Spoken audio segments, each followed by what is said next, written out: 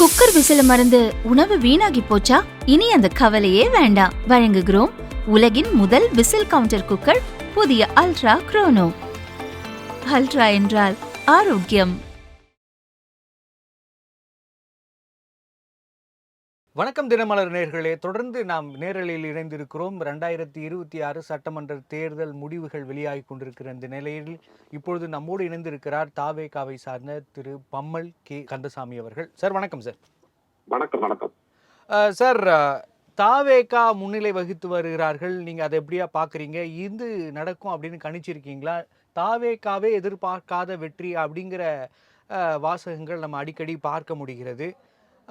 அந்த அளவுக்கான வெற்றியே நினைக்கிறீங்களா? தாவேகா எதிர்பார்க்காத வெற்றி எல்லாம் கிடையாது. தாவேகா ஆரம்ப காலத்துல இருந்து நாங்க சொல்லிக்கிட்டு இருக்கோம், எங்களுக்கு 2 கோடி வாக்குகள் இருக்கு, அது விழும், எல்லா குடும்பத்திலயும் ஒரு ஓட்டு இருக்கு அப்படின்னு சொல்லி இருக்கோம். அது விழுந்திருக்கு. இன்னும் லீடிங்ல இருக்கிறோம். கண்டிப்பா தனி மெஜாரிட்டி வர வந்துருவோம். இப்ப இந்த தாவேகாவின் வாக்குகள் யாருகிட்ட இருந்து எடுக்கப்பட்ட வாக்குகளா பாக்குறீங்க? அதிமுக வாக்குகளை பிரித்து இருக்கிறதா, திமுக வாக்குகளை பிரித்து இருக்கிறதா?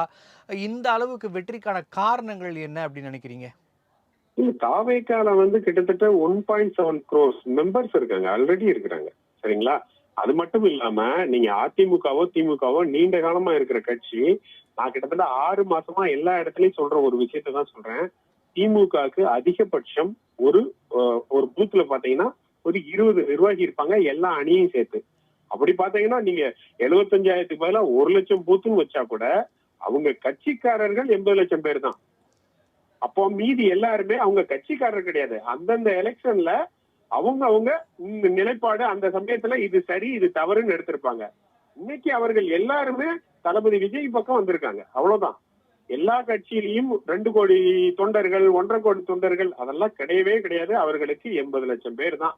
இப்ப பார்த்தா கூட அந்த கணக்குலதான் அவங்களுடைய வாக்கு சதவீதமும் இருக்கு. நீங்க இன்னைக்கு இப்ப வாக்கு சதவீதம் நான் இப்ப கூட பார்த்தேன், 20% தான் இருக்கு.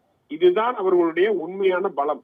இதை தாண்டி இருப்பதெல்லாம் பொதுமக்கள் மற்றும் அந்த சூழலுக்கு முடிவெடுப்பவர்கள். பொதுமக்கள் எல்லாருமே ஏன் பொதுமக்கள், அவங்க கூட்டணி கட்சியில உள்ளவங்க, அவங்க கட்சி ஆட்கள், எல்லா கட்சியில உள்ள கீழே உள்ள மெம்பர்ஸ் எல்லாமே தாவேகா வரணும் முடிவு பண்ணிட்டாங்க.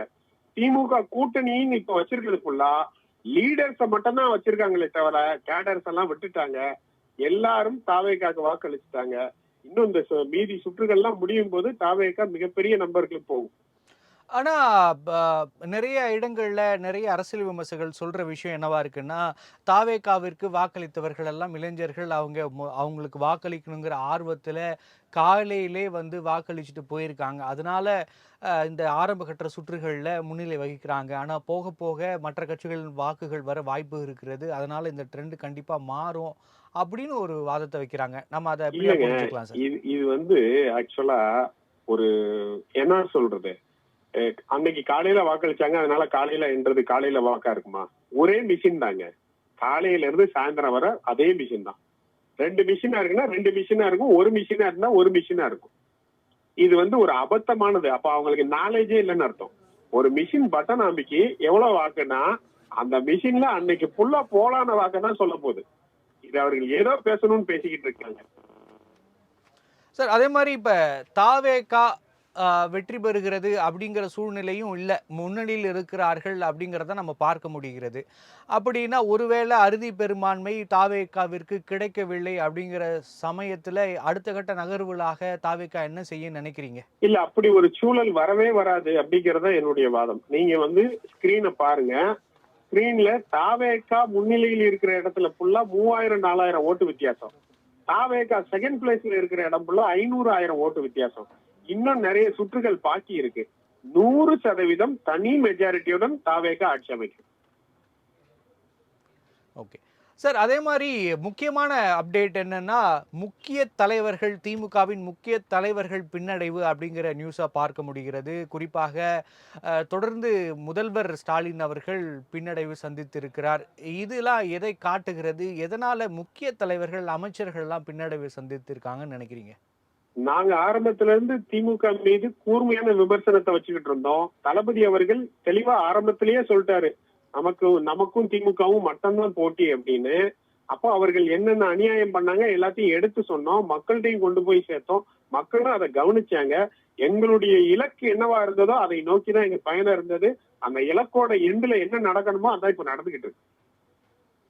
அப்ப அப்படி பார்த்தீங்கன்னா கூட, அ முக்கிய தலைவர்கள் பின்னடைவு அப்படிங்கிறது, இப்ப முதலமைச்சர் அவர்கள் பின்னடைவுங்கிறது, அ ஏவா வேலு அவர்கள் பின்னடைவு அப்படின்னு முக்கிய தலைவர்கள்லாம் பின்னடைவுங்கிறது, அ எல்லாருமே தோப்பாங்க. ஒட்டுமொத்த நான் வந்து ஒரு 6 மாசமா எல்லா இடத்துலயும் சொல்ற ஒரு விஷயத்த தான் உங்ககிட்டயும் சொல்றேன்.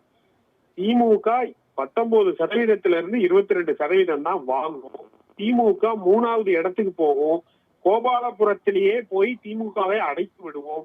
இனிமே கோபாலபுரத்திலிருந்து திமுக எந்திக்கவே எந்திக்காது. இத நான் 6 மாசமா சொல்லிக்கிட்டு இருக்கிறது தான். அதுதான் நடந்திருக்கு. சார், தேர்தல் பிரச்சாரங்களின் போதோ, இல்ல அதற்கு முன்கூட்டியே கூட தாவேகாவிற்கு நிறைய சங்கடங்கள், இடையூறுகள்லாம் நிகழ்ந்ததா பேசிட்டு இருக்கீங்க. அந்த விஷயங்கள்லாம் தாவேகாவிற்கு கூடுதல் பலமாக மாறி இருக்கிறதா? அதை எப்படி இல்ல, நீங்க பார்க்குறீங்க? மக்கள் நிராகரிச்சுட்டாங்க. தாவேகா மீது கட்டமைக்கப்பட்ட எல்லாத்தையுமே மக்கள் நிராகரிச்சுட்டாங்க. அதுதான் உண்மை. ஒவ்வொரு முறையும் தளபதி அவர்களுக்கு எவ்வளவு இன்னல் கொடுத்தாங்க. ஒவ்வொரு முறையும் தளபதி மேலையும் இல்ல கட்சி மேலையும் எவ்வளவு அவதூறு பரப்புனாங்க. கட்டமைப்பு இல்ல, இவர் நடிகர் மட்டும்தான், இவர் தலைவர் கிடையாது, கூட்டம் எல்லாம் ஓட்டாகுமா, ஓட்டெல்லாம் சீட் ஆகுமா, கட்சி வந்து இந்த கட்சி கூட கூட்டணி போறாங்க, அந்த கட்சி கூட கூட்டணி போறாங்க, இல்ல கட்சியை கலைக்க போறாரு, மறுபடியும் நடிக்க போறாரு. எவ்வளவு அவதூறுகள் எல்லாத்தையும் மக்களும் பார்த்துக்கிட்டு தானே இருந்தாங்க. தளபதி கடைசி வரை மக்களுக்கு என்ன சொன்னாரோ, முதல் மாநாட்டில இருந்து இன்னைக்கு வரை என்ன சொன்னாரோ அததான் செஞ்சிருக்காரு.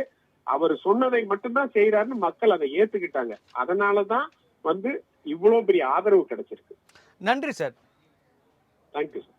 தினமலர் நேயர்களே, தொடர்ந்து இணைந்திருங்கள். இன்று தேர்தல் முடிவுகள் வெளியாகிக் கொண்டிருக்கின்றது. நொடிக்கு நொடியான அப்டேட்டை தினமலரோடு இணைந்து பாருங்கள். நன்றி.